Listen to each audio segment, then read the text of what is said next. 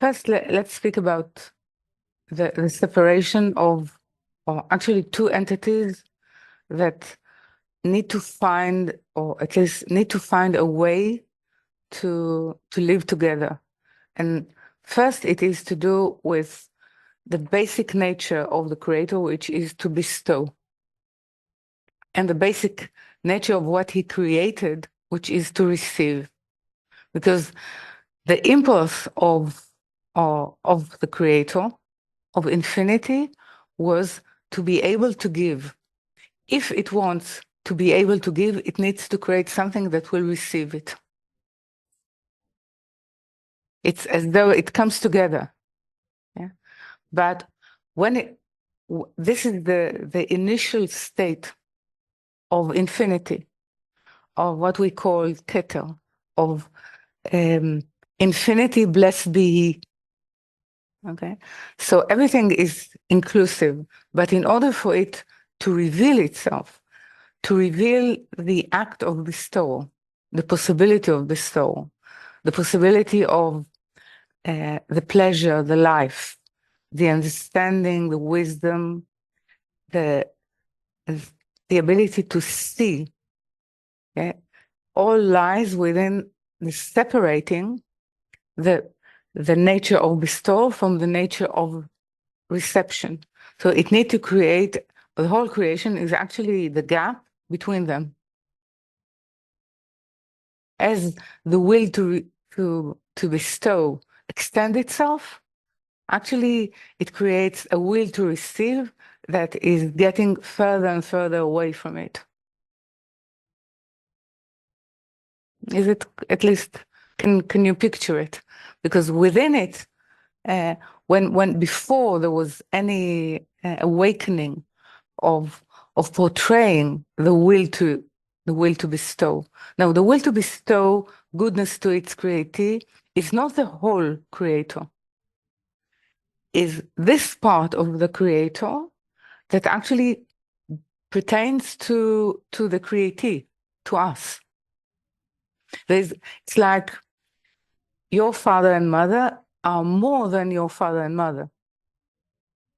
There are people in the world. Okay, so, but let's say as a child we cannot perceive it, at least not in the beginning. Okay, so this is what happens.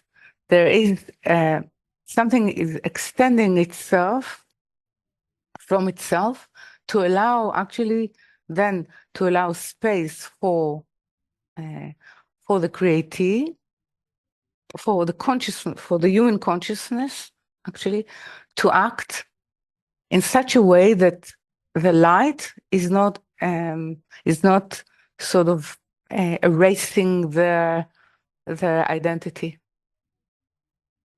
It's like we are such a small light, so when we are within the arena or the influence of a very big and powerful light, we disappear. Okay, so in order not to allow us to disappear, in a way, the Creator compelled himself to sort of diminish its presence, diminish its nature. Yeah. Why we're saying compel? Because it's against the nature of extending oneself or of bestowal. He cannot bestow everything that he is. So it needs actually to bring in a power that will compel the will to extend itself and to such a way that we can bear it. So the createe can bear it. Now the createe stands with their nature, separated from the nature of the bestowal, separated from the root or from the reason why actually there are vessels of reception. And they start to behave as though reception is the pivot and the meaning of everything. It's their prerogative because it's their nature. They were created like this. So if they were created like this, this is the law. Now, when there is an awakening in them to understand that actually creates a rift and an infinite separation from the true self, from their true self and from the creator, then they have to activate a compulsion upon their nature. Meaning, so they will not use the will to receive to oneself as the rule that will rule their world and their attitude towards the creator. They have to actually compel themselves, so they cannot do it by themselves. So they need to look for a laboratory for an ecology and powers that will allow them to compel, because they chose.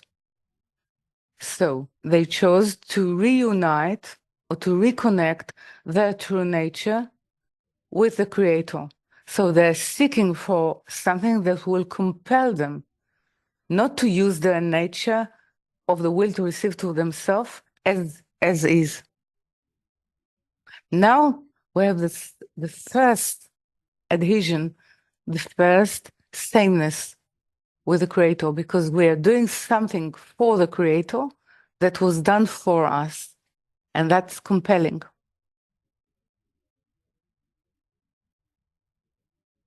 Now, it's very much to do with this month of Adar and with Purim.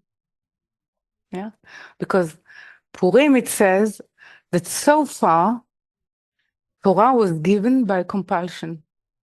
They were sort of forced to, and actually Hebrew use a very particular verb, to rape. They were raped into it, okay, into getting Torah, okay, not because they wanted it.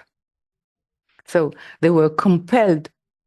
So afterwards, now in Adar, which means in preparation of Purim, it is said that the first time that people were able to receive Torah, not through the compulsion of the higher, because they chose to actually to receive it as compulsion, because they understood that this is the only way to actually reform themselves. What it means to reform, to be a vessel in which the higher can actually reside.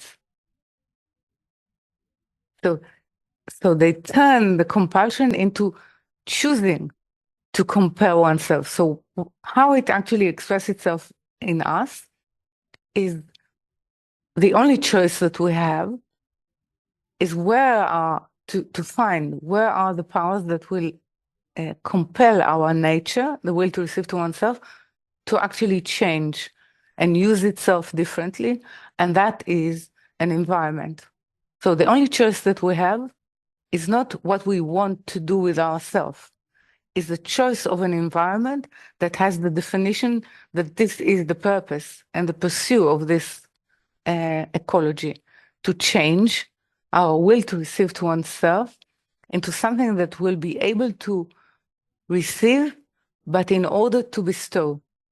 So then the two opposition can live together. So it has to do as well with the order of work. But this is actually the meaning of compulsion. The meaning of compulsion actually expresses itself as well as concealment, or preventing oneself from exuding or presenting its full nature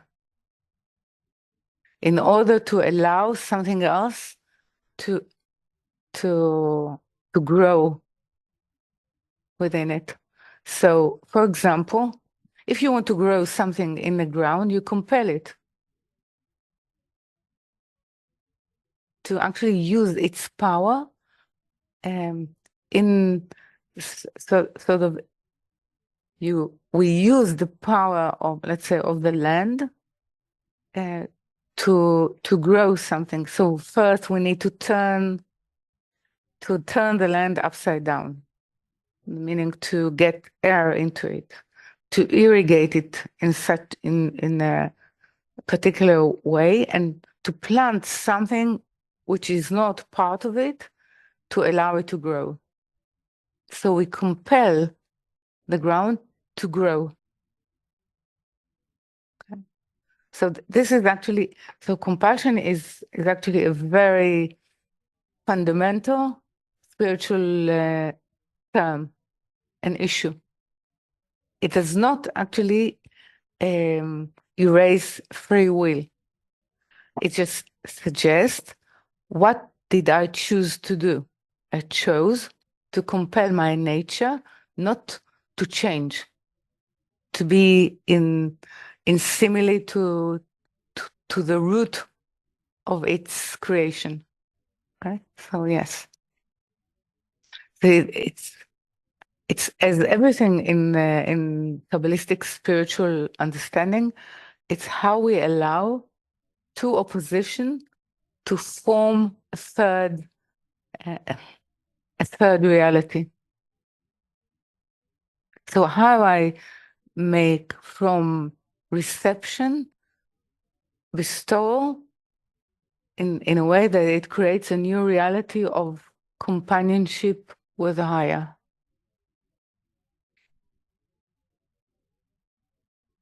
It's actually to do with the language of copulation, with the language of a meeting point, the language of cultivating something in order to allow something that was not able to be there. So cultivation in that respect is as well compelling. It's definitely within that we're working against the nature of the will to receive to oneself.